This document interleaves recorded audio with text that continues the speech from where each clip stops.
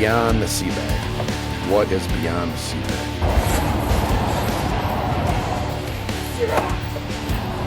Sometimes people piss you off and it's like, man, I want to get this motherfucker a blanket party. A lot of these things are going to be really shitty. So, and that's the truth about these programs. Nobody wants to talk to you anymore. Your family don't want to talk to you whenever you're scared of you. But you guys kind of fuck me. So I'm pretty pissed off right now.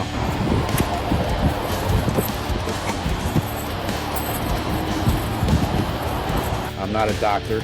I ain't gonna freaking go over diagnoses and bullshit like that. I'm just gonna tell you, the stuff I'm going through. I'm gonna say something stupid, because that is stupid. That would not have ended well. So I think I want to start doing is sweating my ass off in a sleeping bag and having nightmares and shit. He's a pretty lazy dog, very lazy actually, and he's got a lot of quirks. If you haven't started the process already of getting a counselor, getting in there, site, do that. Okay, welcome to Beyond the Sea Bag, episode 22. This episode is going to be about purpose.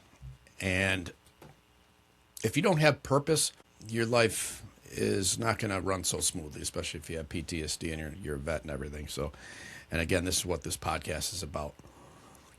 Let me first start by saying I want to encourage everybody to subscribe to this podcast so we can get the word out a lot better to more people.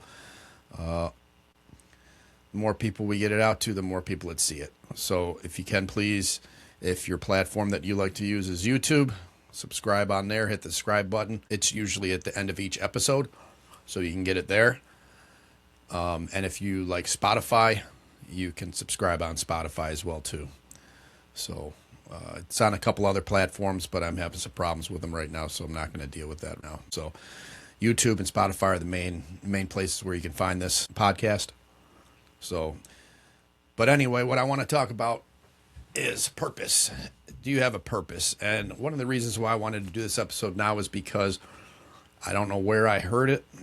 I heard it somewhere on the radio, or I don't know. I was was on the road or something like that, and I heard this. And it's an easy thing to say. It's an easy concept. It's just 3 words, but it kind of hit me like it made me think about the stuff I want to talk about in this issue. And those 3 words were, who are you? And made me think about, a lot of people say, who am I? Well, I work for this company. I make this amount of money. I do this. I like to do this or that or whatever. That's not who you are, man. Who the fuck are you? If you really sit down and ask that question about yourself, what do you stand for? What are your core values? What do family and friends say about you? If you were to, are you being authentically you? And when I have guys come into the club as hang-arounds, or they start prospecting or whatever, one of the first, I give them a lot of advice and shit like that when I can, but one of the first things I always say to them is, be who you say you are. Be you. Do not try to be fucking somebody else. Be you. And you got to know who the fuck you are to be you in the first place, right? So you can't come in and, obviously in motorcycle clubs, it's always, I got to be a badass or something like that, and you got to act tough, and that's what everybody thinks. It ain't about that, man. It's just not. And anybody who's been involved with this shit at a level that I'm talking about knows this already, right? And like I said, a lot of people associate, with good reason too, I mean, violence and being tough guy and this and that, and with being in a motorcycle club. So I get it, but that's not what it's all about. Because if you ain't that, and shit does go down, and you're the one hiding in the bathroom or something like that, or you're going to be found out sooner or later. Because sooner or later something is going to happen somewhere. And I'm not saying anybody's looking for shit, but tell you what, man, I've seen it 1,000 times. With the clubs, we go into a bar or something like that, or we do something, I don't know, whatever, we're out on the road, doesn't matter, and somebody thinks that they gotta prove how tough they are, so they pick the toughest looking motherfuckers around, and they want to start shit, and usually doesn't end up very well for them, but it is what it is. So anyway, I don't want to get off on a tangent on that shit, but if you were if you were to die today and you were on your deathbed, could people say, and could you say yourself, which is more important, were you authentically you, right? Authentically you. Were you who the fuck you said you were till the end, right? And did you live your life the way you wanted to, not the way somebody else wanted you to live it, right? Your employer, your spouse, I don't know, the town you're living in, whatever, man. Did you live the way you wanted to? Because that's super important. And it wasn't until, well, it wasn't until I actually got help at the VA with the PTSD program that I was realizing that I was doing fucking everything for everybody else, man. I was skipping shit that I wanted to do because of, we have to go out to lunch today, or we have to go to this, party, or I don't know what the fuck. I can't recall anything, but I know there was hundreds of times that this had happened as well, and I was doing stuff that everybody else wanted me to do and not what I wanted to fucking do. And you started to walk on eggshells, especially with relationships. You started walking on eggshells and shit like that. And I hear this from a lot of people that get into the motorcycle club world and don't really keep their significant others informed, because you got to teach them too. And this goes with, it doesn't have to do with motorcycle clubs, but it can be with anything, any organization you feel strongly about something, which I had mentioned before. An ideology is one of the strongest things that you can believe in, because if you don't have something that you believe in, or that your purpose that you stand for, what's the fucking point, right? You're gonna have problems. And with PTSD, if you don't have a direction, you don't have a purpose, you're gonna be floating around out there thinking, wasting years and years and years on bullshit, and you're just going to be miserable, man. It took me 20, 30 years. I don't know how much. It was a long time before I went to get help. And it finally, my late 50s right now, I wish I'd figured this shit out a lot sooner and just done the stuff that I wanted to do. I still work. I'm not sitting around nowhere. So I still work. I refuse to take the Social Security disability, because that limits you of how much you can work. And I want to work. I'm not sitting around on my ass and doing nothing. So that's never going to happen. But going back to a purpose, on your deathbed, would everybody say, hey, that motherfucker, said what he meant what he said, and was always there? Well, that's getting into purpose. My purpose, one of my purposes is family. So I'll always be there for family no matter what. And but did you help out the world in a small way? Anything? Did you do something for other people, not just yourself, right? I'm gonna get in this whole episode right now on purpose is gonna be a whole overview. I'm gonna get down to some of the ways you can figure out your purpose as well, that I learned at the PTSD program. So, but I'd like to keep these episodes short, like I said, so it's easier to watch, it's easier to digest. And they're also going to be part 2s, part 3. So just because I don't say it here doesn't mean I'm not going to say it in another, purpose part 2, whatever you want to call it.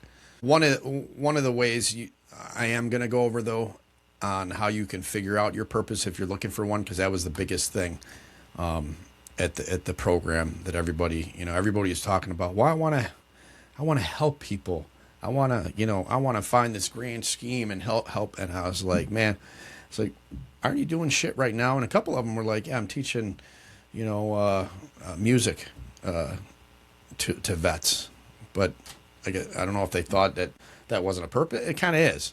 I teach martial arts, and I love doing it. And I think that's a great thing to do. You're giving back to something. You're doing something for somebody else, and I love doing it. I was bullied as a kid, and I see a lot of that coming up in the martial arts with the kids when they're coming in to get training, and a lot of times they're being bullied too.